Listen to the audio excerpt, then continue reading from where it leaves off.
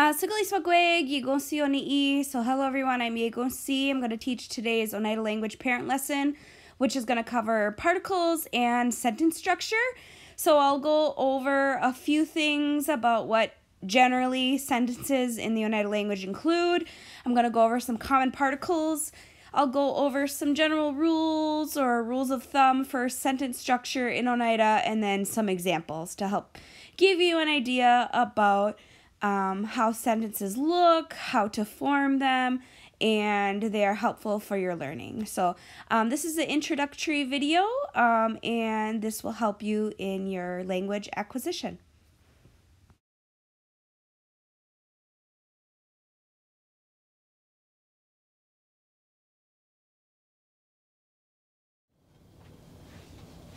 Okay, so let's first talk about what is included in a sentence when we make sentences in Oneida. In English, we're so familiar with that language. It's our first language, so we don't even think about it.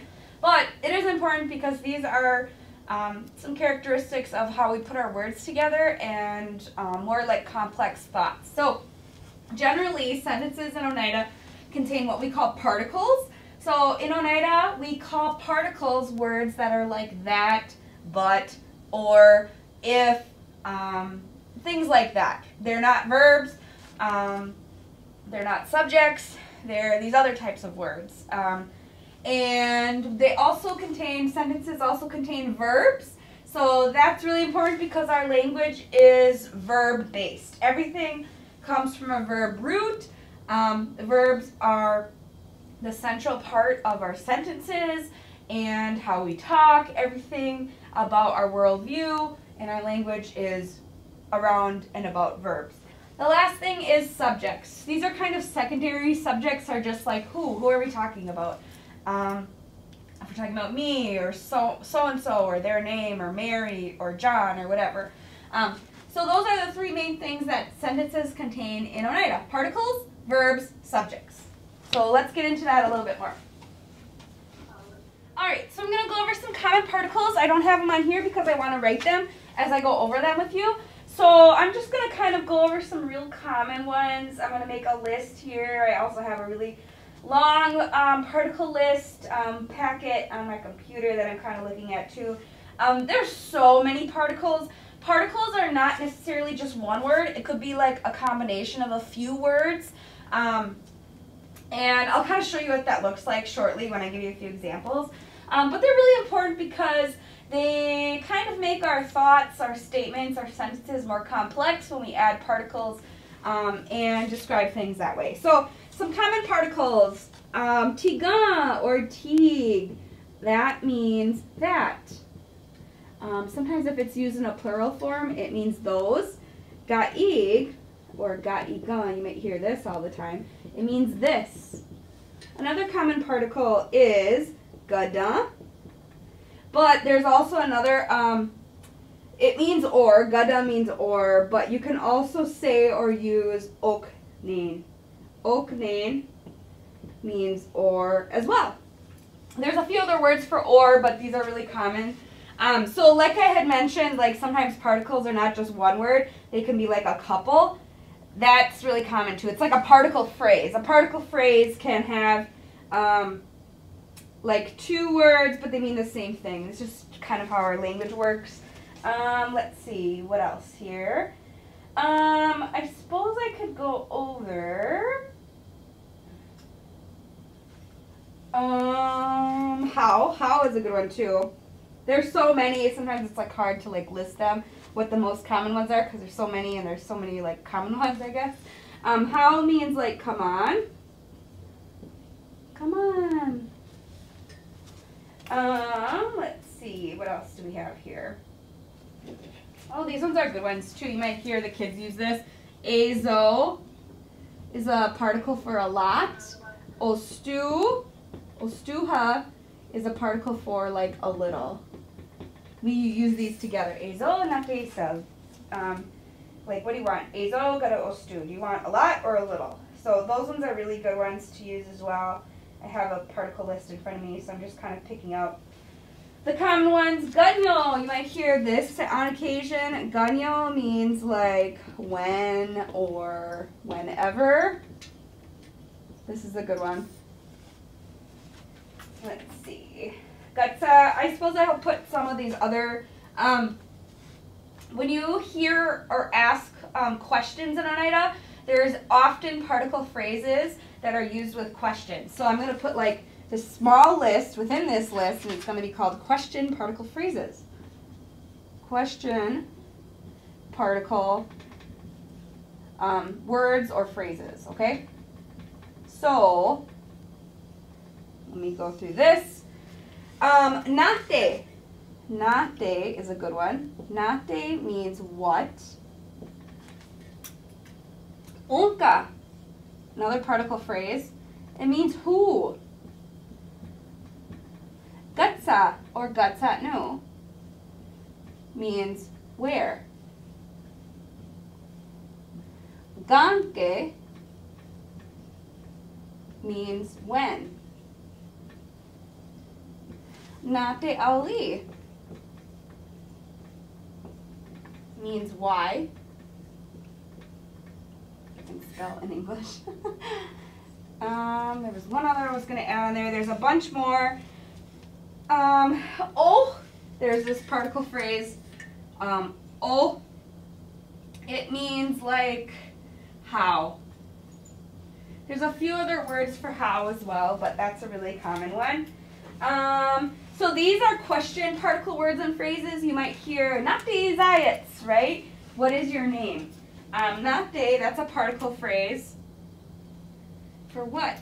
So I just wanted to add those on there because they're used like that too. Let's see, what else is there? Kale, you might hear kale a lot.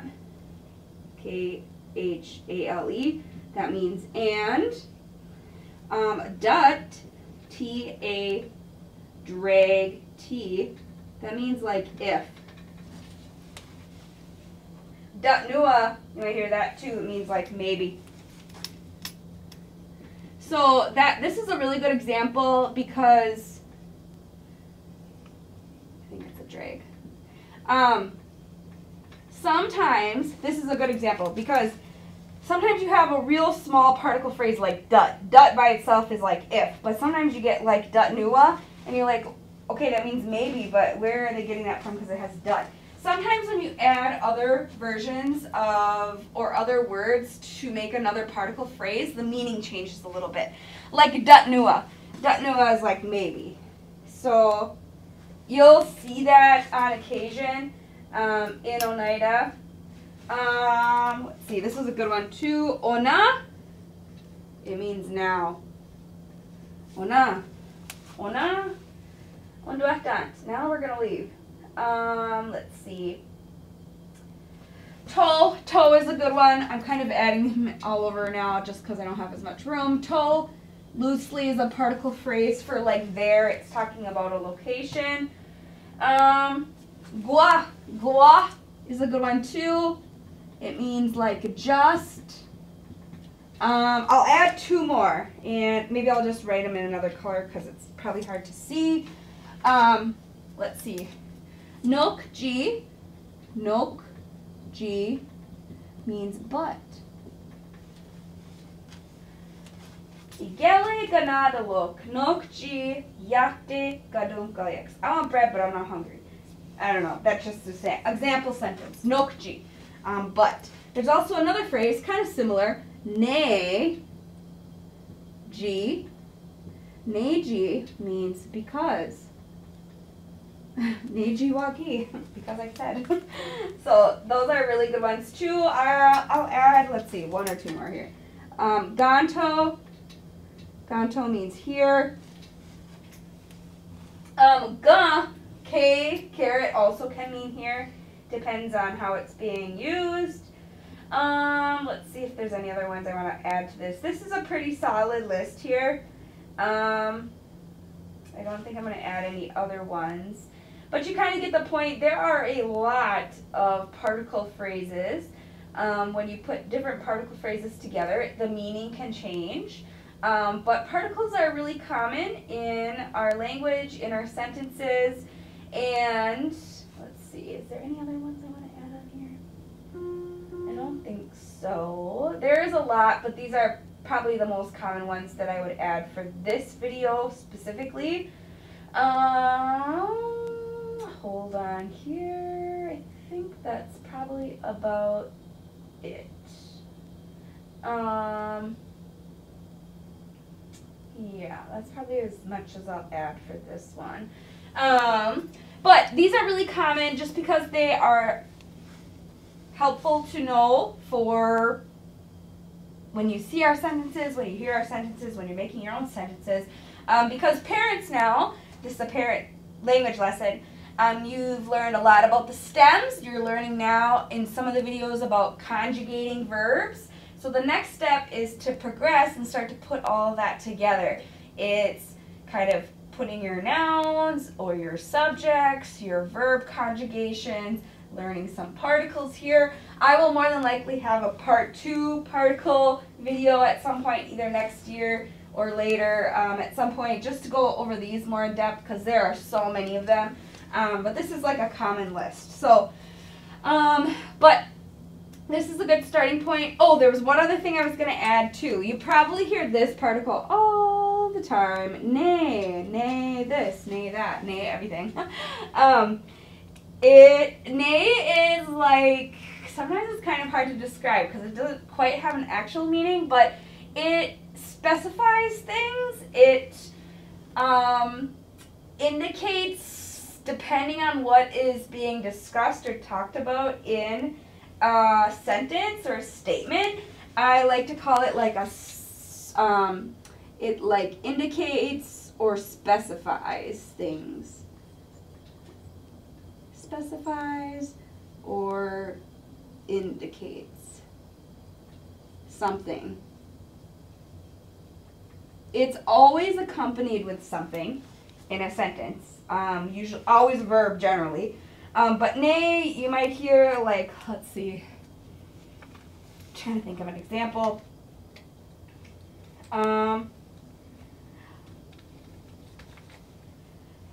De halutats ne ealhal. De halutats means he runs. Okay, that's all that word means. Ne, well, who is he? That's what we want to specify, right? Ne ealhal. The dog. The dog runs. He runs, the dog. It could really mean any of those things. But those are good words. That's like just really common in Oneida. You might hear it a lot in the opening. De tino ladu, ne. Onegli su, give thanks to it. What is it? It's the grass. Ne, the grass. Like ne onegli su. That's what ne is. So it's a specifier. It indicates something in a sentence. Trying to think of anything else. Sometimes you might hear nene or nane. Kind of also specifiers too. They're just different variations. Nene is like it is. Nane is like that it is, or that is. It's like very similar. They're also specifiers. But that's as much as I want to go over for these particle phrases here. So the next thing I'm going to do is go over a few examples, sentence structure examples with you. Okay, now let's look at the right side of the board. So I talked about what sentences contain, common particles. Now let's talk about some notes on sentence structure and then go over some examples. So some general notes on sentence structure. These are not like the rules that are set in stone. Everything is more like a general rule of thumb in Oneida because there's always exceptions. There's always differences. There's always changes. It just depends on the flow of the language and how it's based on its own patterning system. So, couple general ideas, general rule of thumb. It's generally the opposite to English. So, just if you're making a sentence and however you would say it in English, just you'll have a pretty good idea, or you can make a good guess that whatever you think it is in English, it's probably going to be the opposite in Oneida, okay? So once I go over some examples, you'll have a better idea of that. Let's see. The other thing is it's generally the verb, then the subject. I also added a little bit over here So subjects can be who, I put who already, but I also added what. So it's not just like a person, but it can be what. So it can be also like a noun, okay? So generally it's like the verb then the subject, okay? So let's go over some examples. So the first one says, Ye nuwe se tiga adiyaduit. So ye nuwe se is like she likes it. Tiga, that particle phrase, okay? Adiyaduit, it's a shirt. She likes it, that shirt. So that's in English, like if you're translating, that sounds a little weird. So sometimes we clean up our translations a little bit to, obviously, a translation is meant to be in English, like when you're learning as a second language learner, an adult learner, that's just, we're first language English speakers, so sometimes we have to do that for our own learning, as adults, as parents, whatever. So she likes it, that shirt, she likes that shirt, okay? So that's how we would arrange that in Oneida. So you can see here our verb, then our subject, okay? So I can label that for you so you can see. So I'll just put V for verb, subject, and then I'll put P, particle phrase. This is not like a tell-all structure. It's not always verb, particle, subject. But I just want you to know that generally it's like a verb, then a subject. And oftentimes you can specify your subject with a particle phrase. I wouldn't even have to say tiga, I could say ne. Like I could say ye nuwe se ne adiadui. She likes it, that shirt, or the shirt. It could just be the shirt with ne. Tiga is like that. So maybe you were out shopping or something, you were with your friend, or you were telling them about something like she likes that shirt, or wa nuwe ne, she liked it. Tiga adiadui, she liked it, that shirt. So you could, that's where the conjugations come in handy, because I just did one and changed that sentence up a little bit. But this is a good model. When you're learning, the best way to learn sentence structure is translation practice, and also just looking at samples, looking at examples. We have lots of documentation of Oneida in our community, in our dictionaries, WPA stories online. We have lots of resources. If you look at sentences or stories, you'll get a really good idea about sentence structure. The more you practice, the easier it comes, okay? So Yenuwe se tiga adiaduit, she likes that shirt. You can see the verb, then the subject. This next one, not to be grim or anything about the sentence, but it's a good example, so that's why I'm using it. Yangwa heyu means like it's dead. Nen, jigwilandu is squirrel, so Yangwa heyu, nen jigwilant. It's dead, that squirrel. That in the actual translation would be like, the squirrel is dead, or that squirrel is dead. Like if you've seen it outside or something like that. So again, you can see here, verb, subject, and oftentimes, yes, it is linked through a particle, particle or particle phrase. This one is nen, that is. So I just want to reinforce this kind of general structure. Again, this is not always how it is, okay? But this is a good starting point. The more complex your sentences get, the easier it is to change it up. The more examples you see, the easier it is to frame your thoughts. That's how I do a lot of my speaking, as I know just throughout my studying a lot, but I see, like, I study different sentence examples and I can just change things in and out. But then after that, you just have all your own thoughts, because you understand how to put thoughts together to make a statement or a sentence. And so it just becomes like really easy. And you don't even need the models. You just say things according to how the language is arranged and how it's structured. So it just takes practice through studying. So like looking at these samples. The last one here is a little longer, and I just made these up. These are not like anything I took out of. I just wanted to give you a few examples. The last one says, Se lo li jadalo ji de wagara hojoni gakwa, or gaku. So se lo li is like you tell her, jadalo, your friend, ji, that, de wagara hojoni, I need it, gaku, food. Se lo li jadalo ji de wagara hojoni gaku. Tell your friend that I need food. So these are probably things I would say. Maybe that's why I made them. they don't mean anything by any means, but these are just like random things you could say if you needed them in the moment. So, again, here you see, this is a good one because this is a little different than a noun. This subject right here is a noun. Animals, I guess, kind of are nouns, depending on how you're classifying them linguistically. Say-lo-li is the verb here. Judalo, that's a subject, but that's a person. Okay, subject is person here. Judalo, your friend. You can even make that more specific and say Judalo, like, I don't know, Mary or something like that, or Maria or whatever. G, particle phrase here. Devogodo Hanjoni, verb, that I need. What do you need? I need gakwa. I need food. Here's another subject. So look at how much you can make these sentences more complex, but you can see this is an entire statement. This is a complete thought. This is your sentence here. This subject is a noun here. Okay. So if you see I'm writing V, that means V for verb, S for subject down below here. But it's just a little bit more of a complex statement here. You can see why the stems are very important. The conjugations are very important because although these, for the most part, are in present-like subjective or objective tenses, you can change them because that first example I said that, oh, maybe I was out with my friend and I was telling someone a story about me and my friend at the store, and I could say, well, I just changed that into the past tense, and I said that she liked that shirt,